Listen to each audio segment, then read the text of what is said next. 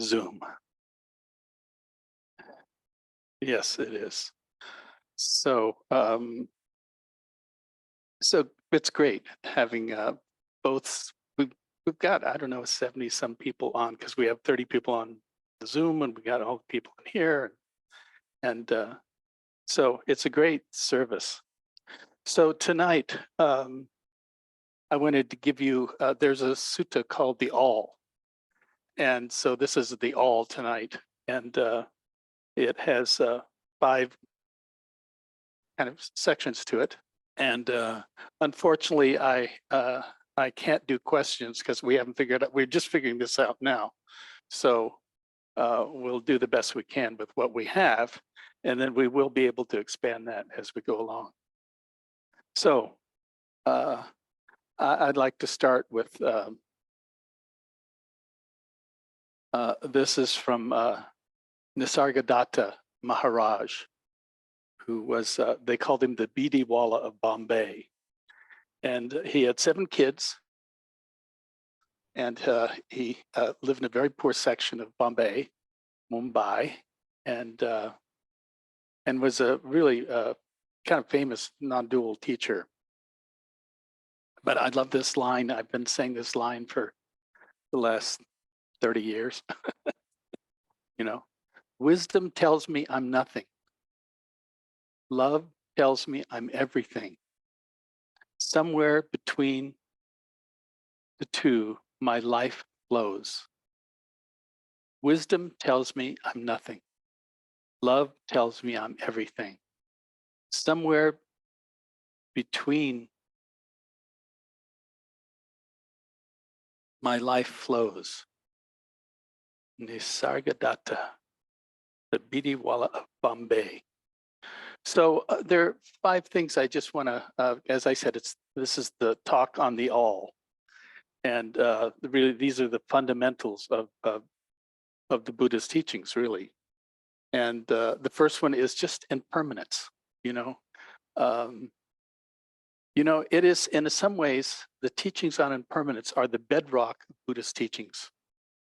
Because it is, it's something that you'll never really get, but you'll keep attempting to get it, because ultimately, I mean, you would have to go to physics to actually figure out that everything itself is, that even the molecules, it's all about the space between, and that somehow that we have to start getting that, what appears, and I'm going to go right into it at this point. This room appears, or people on Zoom, it appears. But the thing is, these are, in some ways, they're just, they are facsimiles of things in change. And yet the way our brains work is we actually take sight, sound, smell, taste, and we concretize it, and then see it as something that's solid and real, and is not changing. So there's that. And there's a piece of that that's true, that things aren't changing so rapidly that we see them. But at the same time, it is true. What's happening is this is just change. And so with that, suddenly there's a sense of, I always think of impermanence. There's always a sense of change and possibility. So it's not a negative in that way. But at the same time, we have to learn this. And you can't learn it just a little bit. You have to learn it big time. Because ultimately, I think when we'll go on down the list here, but when we get to concepts and views, they're also, in some way, they're impermanent. We actually change, and so it's just kind of the bedrock of all of this is impermanence. And one of the beauties of this, and it's really, I'll say this about giving this talk, the way one gives a talk is mine is being responsible for the information, and yours is to stay in your body. You know, what I mean by that is that to stay connected to your body while I'm talking, 80% of your attention should be there, is actually on your body, and 20% on the information. And you won't retain much of it anyway. It's okay. I know that about you, you know, but it's really not the point. The point is that we begin to start loosening that that part of the mind that starts to freeze things. You know, you see things, you hear things, you smell things, you make up stories about things, you have views of things and opinions about things, and you develop this sense of who you think you are. All in that, which is all of it is actually just a passing show, you know, including you, you know. So it really is the bedrock of everything. And I can say, you aren't going to learn this, you know. Unfortunately, the nature of your mind is that it keeps wanting to freeze things to feel safe. Does that make sense to you? So what it sees, smells, tastes, hears, thinks, it freezes it so it feels safe. There's a problem there. It's not true, you know? So really what happens is that when a person starts to, in this practice, is start to see that we're always kind of holding and freezing things, you know, and we're doing it almost in every way possible. And this is a very simple truth that then, you know, in some sense, it loosens your grip on seeing and smelling and tasting and hearing and thinking and believing and selfing, you know, which is a big one. And we go around and we're constantly doing this, you know. And what is the practice? The practice is saying, oh, you know what? What appears is not actually what's true. And then we begin to start this process of in a sense, it's not doubting things. You know, what it is just seeing the relationship to what I think and what my five senses are doing and what my thinking and selfing is doing, you know. And it's so great because, you know, I can say this, you won't learn it. You'll get it for a moment, you'll forget it. You get it for a moment, you forget it. You go in the grocery store and you lost it, and, you know, and then you talk to a friend and you'll get it a little again, maybe. But and because of that, we create this identity, you know. So impermanence, really the second piece of this, there are five I want to talk about tonight, which is impermanence, body, views and opinions. The fourth one is release of self-identity, and five is awareness. So those are the things I want to kind of approach. I'm not going to do it in an orderly fashion. I'm going to do it in a disorderly fashion because in essence, in some ways, they're all happening at once.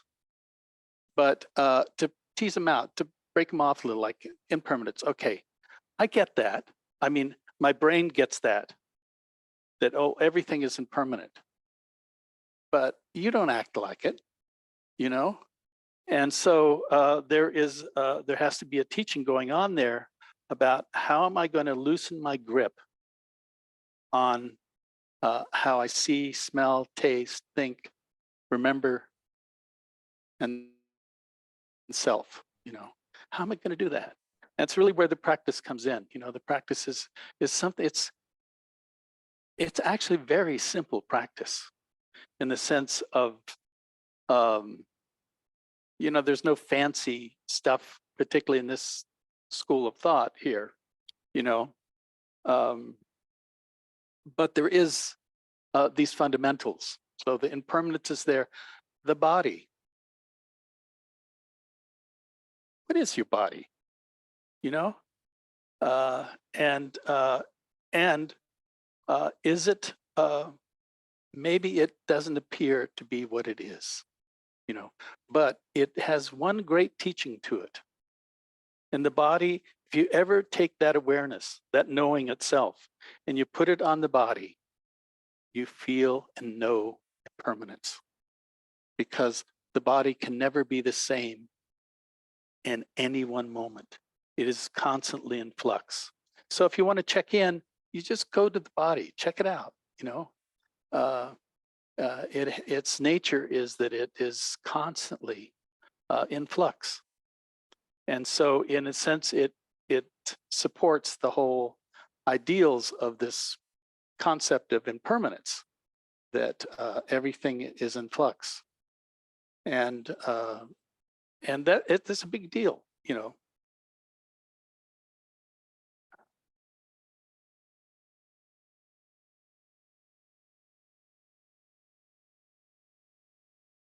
I was going to wait to read this, but I don't think I want to read it right now. So in this tradition, there's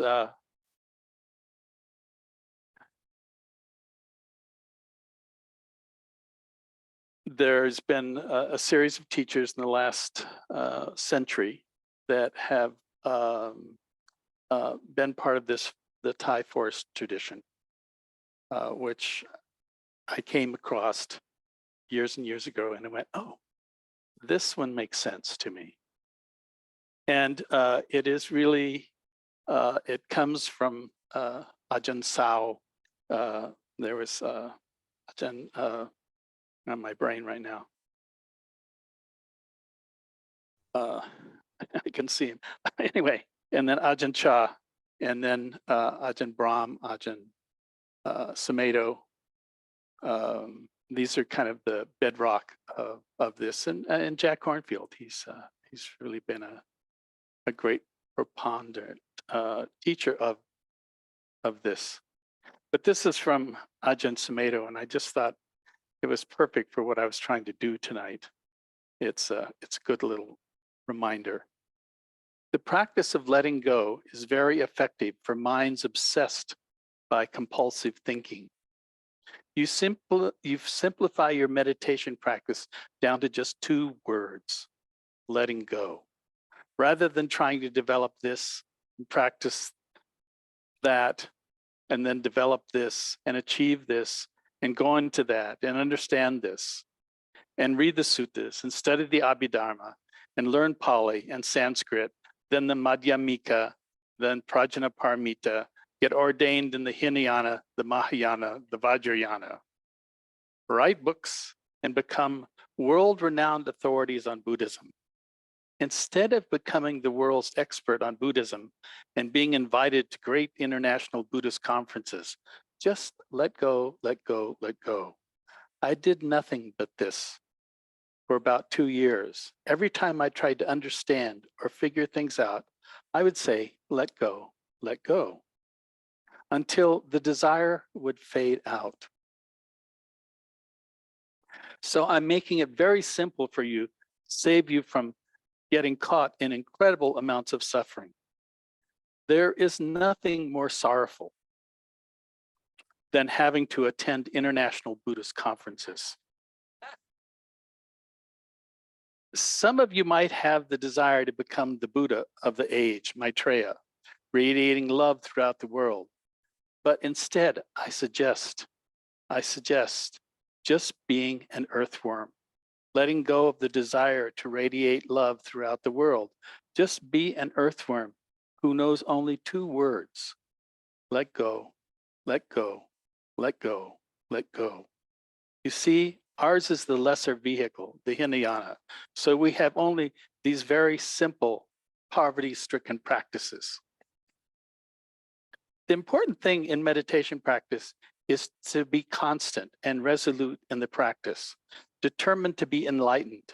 This is not to be conceited or foolish, but to be resolute, even when the going gets rough. Remind yourself of the Buddha, the Dharma, and the Sangha, and stay with it, letting go of despair, letting go of anguish, letting go of pain, of doubt, of everything that arises and passes that we habitually cling to and identify with. Keep this letting go like a constant refrain in your mind, so it just pops up on its own, no matter where you are. And that's a practice. And it may, sound simplistic, but try it. It's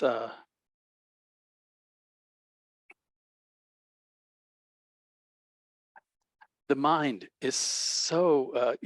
We use this word papancha.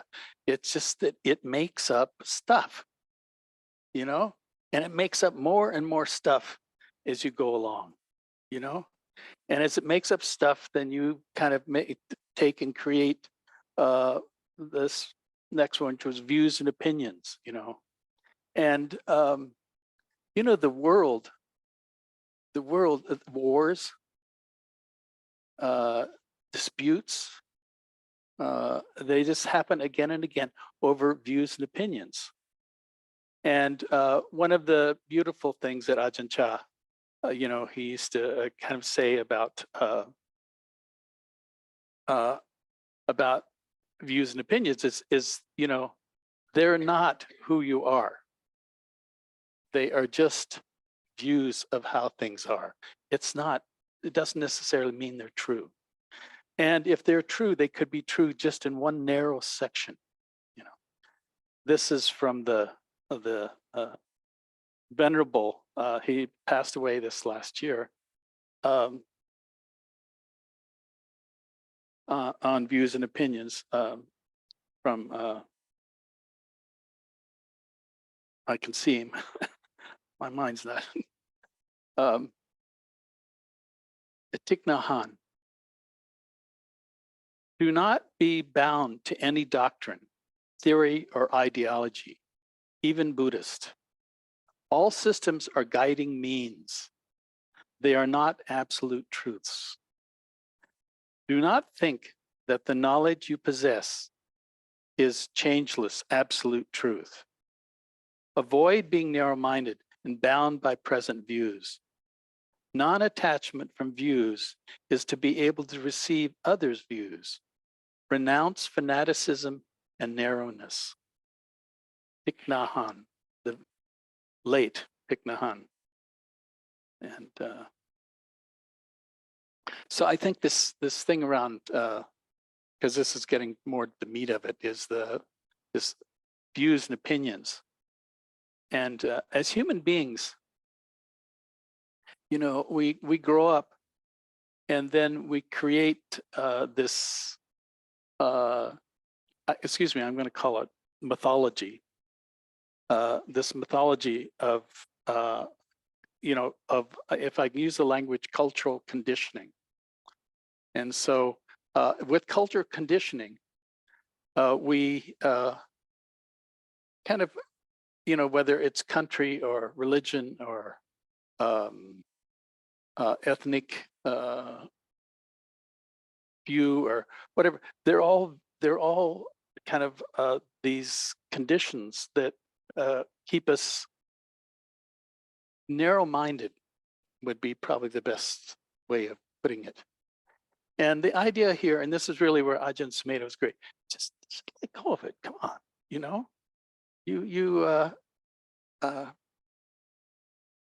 that view isn't going to do anything, or that opinion isn't going to do anything. If anything, I mean, Ajahn Chah used to say, "Oh, it's views and opinions that separate people from people."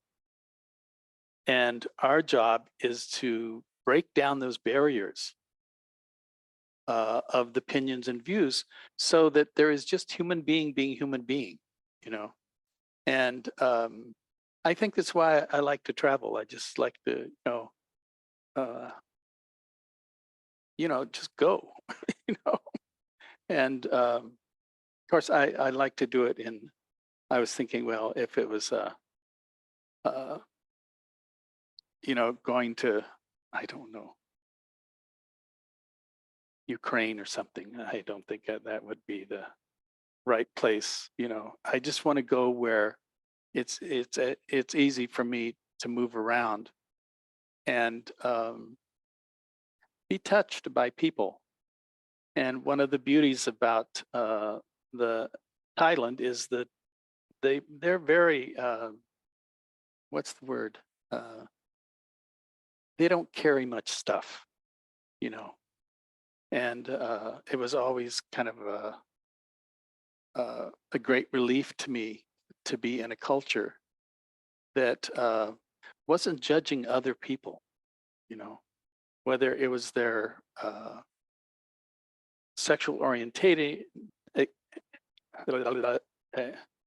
orientation or the color of their skin or their belief system, you know, that somehow we had to find a way to diminish the that cultural conditioning. They say when a person, when you, there's a process of waking up, and one of the beauties of doing these practices and taking them to a place that you have a kind of a moment of awakening is that there are three things. One of them is you have complete faith uh, in the Buddha's teachings, and I'll attest to that.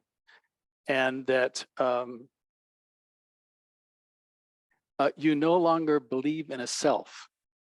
It means that what was the solid self that you spent all this time creating and supporting, suddenly it kind of shakes the root of that, and you stop believing in it. And it's like, oh, okay, so what is this? Oh, this is just changing phenomena, and I am part of that changing phenomena. And then the third one, they talk about it in the suttas. They talk about it as rites and rituals, but actually Ajahn Sumedho kind of coined it. I thought, that's brilliant. That's really it. He said, oh, one releases the the cultural conditioning, and we all walk around with this cultural conditioning, and it's not that it's good or bad. It's just that we have to see and be able to not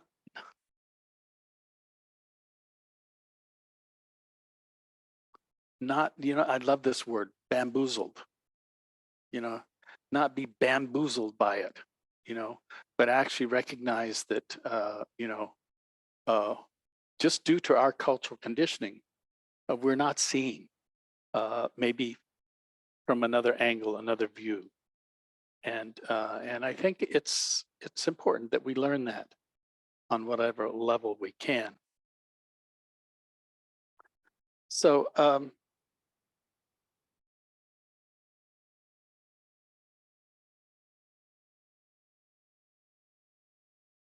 views and opinions. And then the next one really has to do with having created through those opinions and views, we begin to create a solid identity, which of course, if we go to the first one, impermanence, it doesn't exist. But because there's certain characteristics that we note, we begin to kind of solidify who we think we are. And unfortunately, that will get you in trouble, because you will then have some means of being separate, different, better, worse, in the sense that the need for comparison is there. And the idea here is that comparison, we have these lovely minds that have the ability to discern between what's maybe healthy and what's not. But this takes it to the self takes it to an extreme, and we create this kind of solid sense of who we think we are. Unfortunately, that's somewhat of a misnomer. Now, I'll go into this a little bit, but I can't go too deep into it because it's you can't go too deep into it. And it's this word anatta, and it really is a translation of no self. And so the self that we've created is a relative self. Okay, so you've all worked on it. You all, it's this thing from a little kid. You created this identity of who you think you are, and as you go along, and this is where Buddhism comes in. Suddenly says, "Wait a minute, you know, there's more to this than that self that you have so meticulously, uh, in some ways created, out of something, but not nothing." And so there is the relative self, but there's also the absolute self.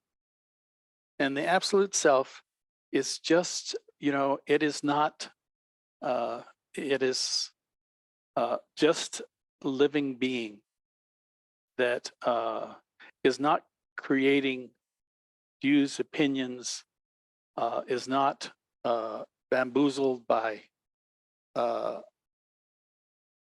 the body or permanence.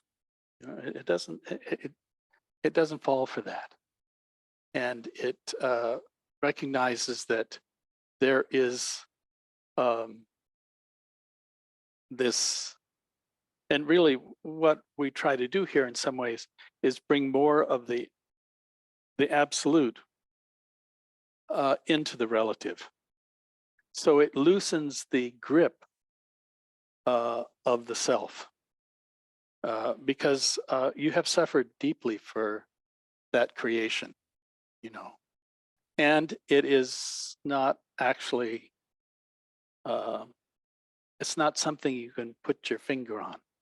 It's something that is, in essence, when we see it from one point of view, it's something that's constantly moving and changing. You're not the same person.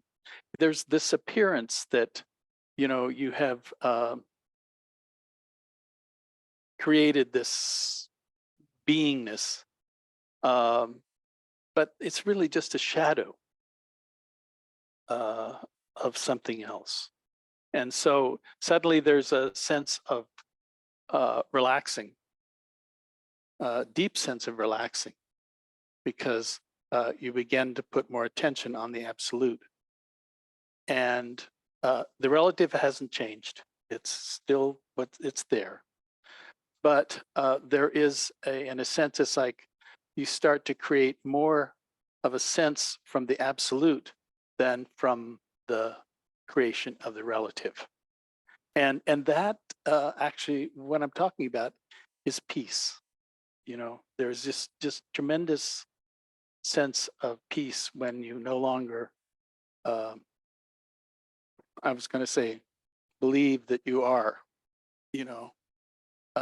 that yes, you are these certain relative, you have relative history, and you are kind of a co-product of that. But it's not actually who you are, you know. You're a lot more than that, In some ways, I think in some of the Vajrayana schools, they really see, it's like they see the deity in other, and that's a lovely thing to be able to say, oh, I see the divinity in you. It's really that um, we all know yoga and all this namaste, and and is sometimes they say, I see the God in you. Well, I also see the infinity in you, that you are that's, of this marvelous, um,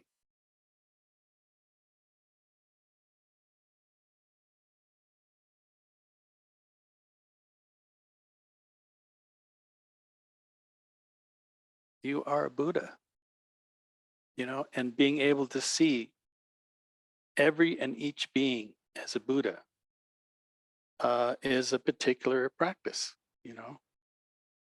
And with that, then that judgmental, that criticism, the what I love is in the Zen tradition they talk about you know uh, the perfection of imperfection, you know, and that perfection of the imperfection, and so things can be just the way they are, and yet it doesn't mean that you're going to just let everything fall apart.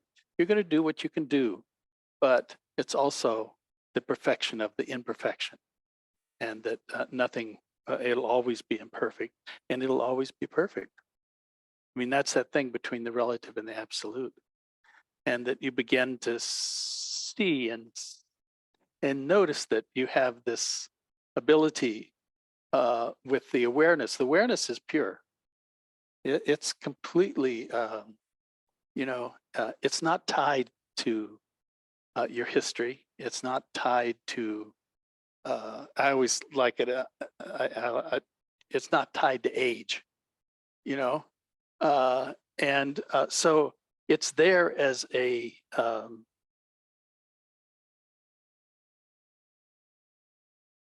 You could say it was a lens that looked out at the world, knowing its imperfection and seeing its perfection, you know. And even though I know that's a bit of a dichotomy, it's the way you have to see, because human beings, we're imperfect creatures. And yet,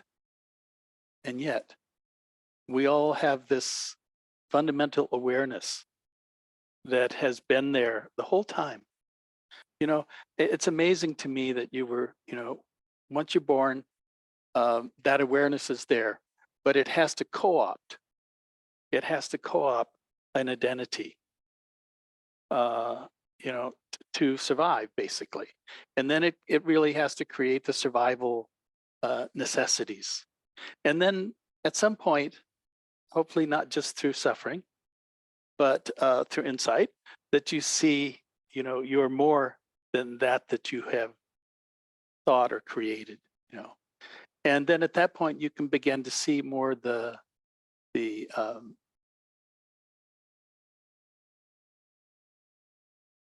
well, the enormity of the awareness, because the awareness, that knows, which you had and were born with, and it got co-opted by your thoughts, your feelings, your sense of self, your parents, your history, all that stuff is just like this big mess, and yet the awareness itself has never been, it's unstained. Doesn't matter what kind of crap you went through.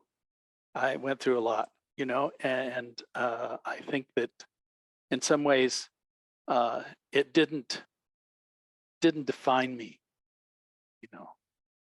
and I can't say that, that it didn't happen, but it's how I hold it, you know. And I hope that, I know that a lot of people come to this practice with a lot of suffering and a lot of things that didn't go the way they wanted them to. And yet, at the same time, with this practice, then that history doesn't become so important. What's important is that's awake and aware right now. And that is your, that is your jewel. That is that can see the deity in all things, And when I say all things, I think sometimes we think, oh, it's just, just people. No, it's in trees and rocks, and our environment is completely fluid and awake. It is totally impermanent, but it is fluid and awake. and we are products within it. We don't treat it too well, but that's the way our kind of control stuff has been. And we have created, in many ways, just a marvelous, um, you know, you look at any one thing, and human being has created such phenomenal.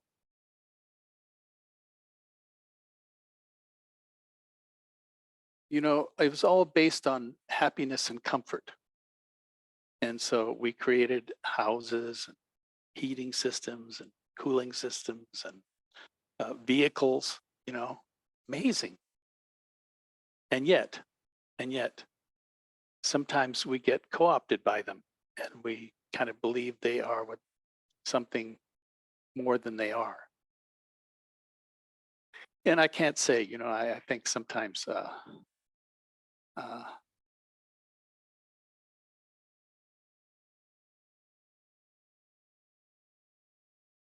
we look out at the world, and that's awake is not actually something that has to do with something in front of you or behind you or to your side, above or below you. It is something that is uh, always there, always present. And here's the thing I like about it. I'm always 30 years old. Awareness, it's ageless. It's not something that changes in time. Just bodies change in time because they're impermanent phenomena, you know, and they get old and then you die, you know. And it's really why I love, in the morning, a lot of times I just, what we call the 5 reflections, I am of the nature to grow old. I am of the nature to get sick. I am of the nature to die. And anything I cherish, I will be separated from. And my only possession are my actions. That's the whole ball game right there, you know. And we have such marvelous things, but the truth is, when push comes to shove, um, you are just that awareness, you know. And it's nice. I mean, I like the West. Yeah, it's like we have a lot of comfort here. Wow, we got swimming pools and we got great restaurants. We got wonderful nature here. You know, we are blessed, uh, and yet we suffer. You know, and where's that suffering coming from? You know, in many ways, it comes from some confusion. And I'm not saying, because sometimes the chemistry of the brain or um, the view and opinion and history is so powerful that it's very hard for someone just to turn their attention to the awareness. It's like you have to untangle some chains. And I know that, in my own life, um, my first years in Asia, well, thanks first, I have to say, thank you to psychedelics. You know, they kind of toasted my cookie, and but it kind of it gave a blank sheet, and then even though the habits were still there, I had some choice with the imprints, and so then I could have some. I didn't know I had choice before. I only knew what my instincts and my desires were, and they were pretty warped. So it had to take a radical turn, and I want to thank psychedelics for that radical turn. I can talk about them now. There's kind of, it used to be maybe 20 years ago, you didn't want to say, well, I was doing a lot of LSD, but I was. And And I have to say also, I did too much. And so it's really what took me to India in the 60s, was just, I couldn't function here. I still probably can't function too well here, but, you know, um, I also saw that there was something there. And I wasn't just the product of my history. I wasn't the product of my genetics, and yet I'm affected by it because that's that relative self. But there is this, the absolute, the actual, that's bigger than all that. And that's this awareness that knows, and what does it know? Well, it knows itself. It can't know something else. It only knows itself, you know. And yet that knowing itself uh, liberates it. And, along with this, you could say, oh, you can also screw it up too. I mean, I've been around a lot of teachers in my time, and I've seen a lot of teachers screw up, you know, and they thought they were more than what they were. And I always go back to the precepts of, non-harming, whether, and it was usually sexuality or money or some power of some type that, you know, they just got warped by. And it's it's unfortunate, but it's called human, you know. So I don't blame any because I was around a lot of them. Um,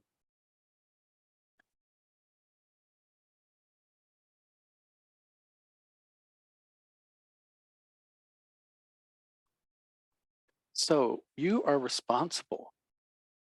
You are responsible for yourself, you know.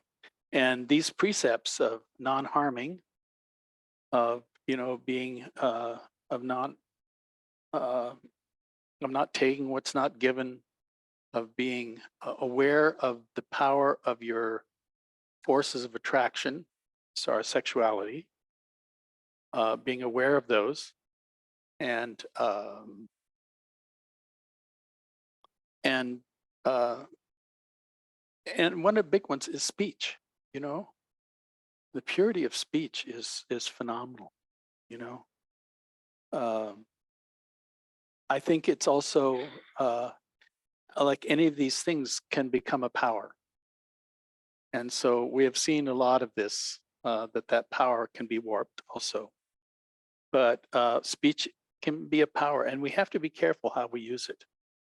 Because it can be used for destruction, or it can be used for the embetterment of those around us.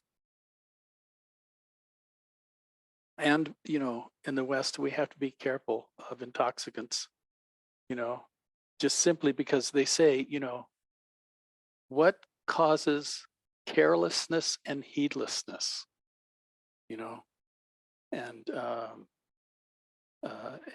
I think you know what I'm talking about, you know, and there's a lot of intoxicants out there, that can warp yourself, and then you may, you know, cause yourself some suffering or someone else, and then there's a problem, you know. And what we're trying to do is not be a problem. So I'm just talking away, aren't I? You know, um, I want to close here with this is from David White. It's called The Well. Be thankful for having arrived, for the sense of having drunk from a well,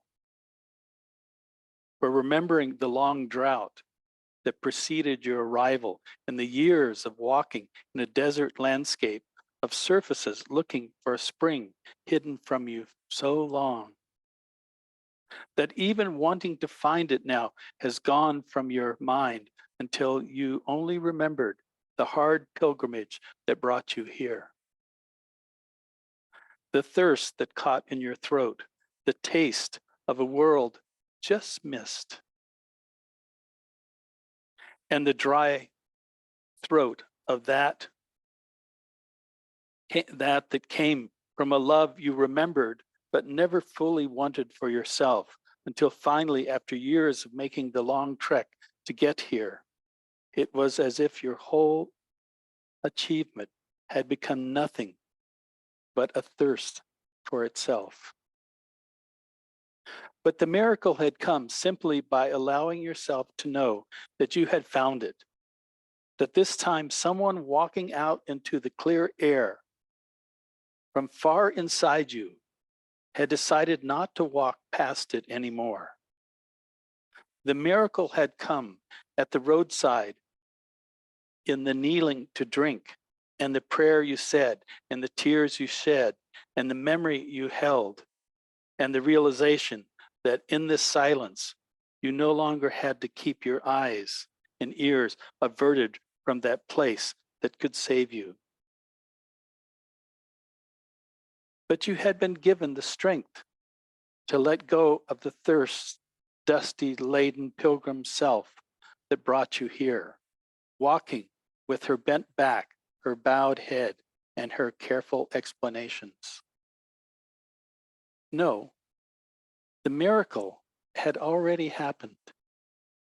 When you stood up, shook off the dust, and walked along the road from the well out of the desert towards the mountain, as if already home again, as if you deserved what you loved all along.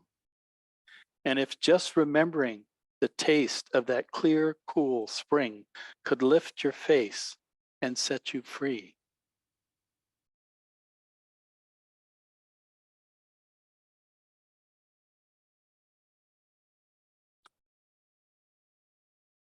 So let's just take a moment and kind of, as I babble, just bring your attention to your body sitting here.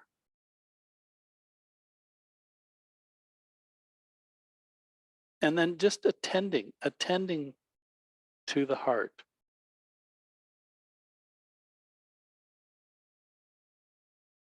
Breathing in, breathing into your heart.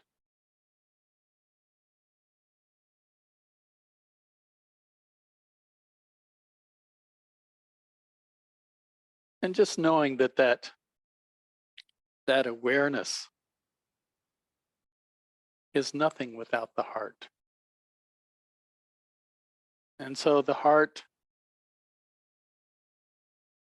in its nature,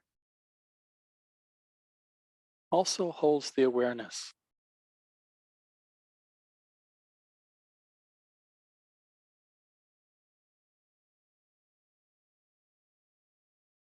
Wisdom tells me I'm nothing.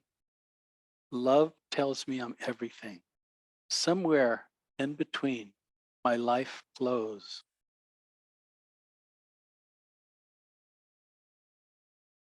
So there's something that knows the heart. And then there's the heart itself. Its capacity to feel the trees and the leaves as they fall off the trees this time. And nature, as it changes, as it goes into kind of a deep time for rest and sleep for nature.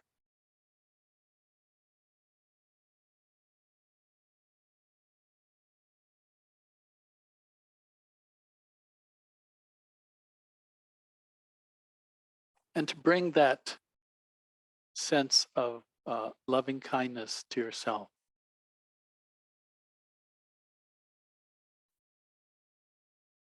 May I live with an open heart.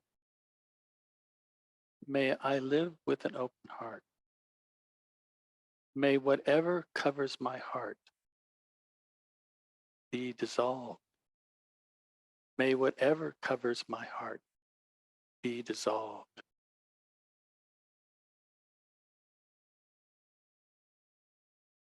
And just taking a moment to I like this, that we can actually open our eyes and look around at each other. And maybe if Marcia could turn on the screen here, we could see who else has been participating with us. I don't know if this is possible, but I think so. And